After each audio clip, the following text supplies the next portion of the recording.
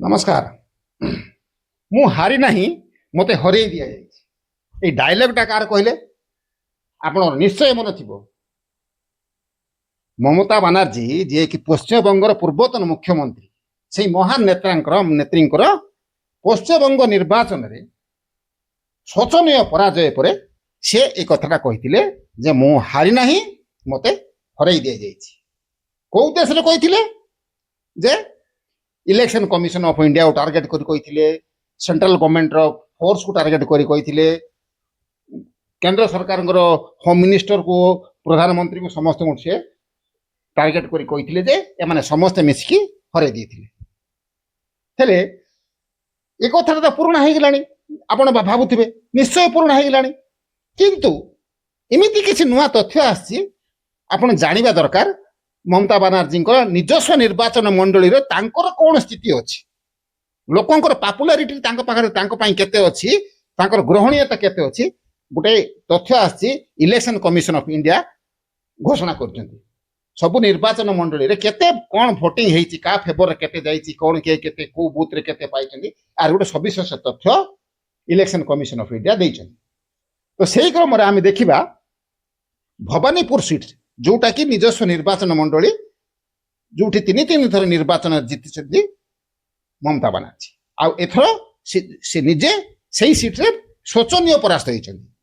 कौ प्रकार भोटिंग होती से निर्वाचन मंडली रे किछि मजेदार माने मजालिया आपनकर तथ्य शुणु टोटाल सीट संख्या माने बूथ संख्या होची 267 267 बूथ अच्छी भवानीपुर रे जोठी 207 बूथ रे सी हारी से लीड दे पारि नाहंती आमिति 27टा सीट अच्छी जोठी से 50टा रु मध्य कम भोट पाई 68 बूथ अच्छी जोठी से 100टा रु मध्य कम भोट पाई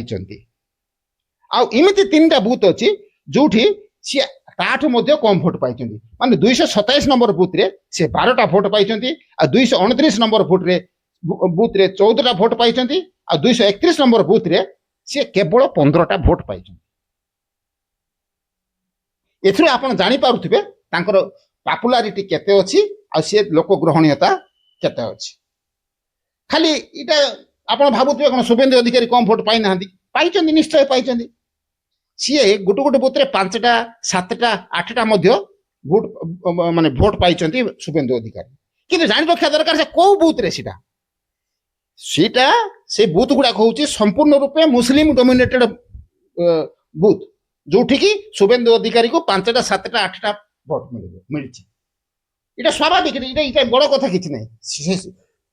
शुभेंदु अधिकारी संपूर्ण रूपे हिंदू भोट को पोलराइज करके इलेक्शन जीतबार गोटे स्ट्राटेजी थिला जो से सफल होती मुस्लिम भोट मिलिबो कि तांको मिलबार प्रश्न ही उठु नै हेले ये जो भवानीपुर सीट रो जो हला जो विजय हला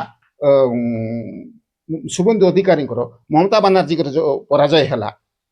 यू गोटे जिन प्रमाणित होची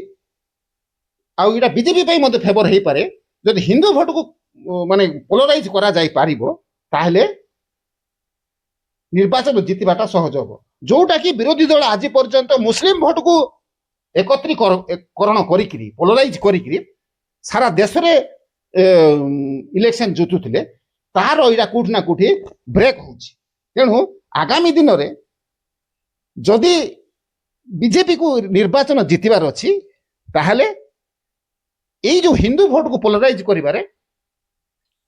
माने जो रणनीति टारे यदि सफल हेबे आगामी निर्वाचन निश्चय तांका पई सहज आ सुगम होबो आ रोइला द्वितीय कथा ममता बानार्जी जो अन्य को दोष दउचंती निज निर्वाचन मंडली रे निजर पॉपुलारिटी नहीं एठू तांकर प्रमाणित है किए क्या हरई दे नहीं तुम्हें तुम निर्वाचन मंडली रे तुम जदि जीति पारन तार अर्थ तुम भोट रैगिंग कर जितुल हिंदू मुस्लिम कर जितुल आ लोक को सरकारी कल को डरैकी लोक को धमकई जितुल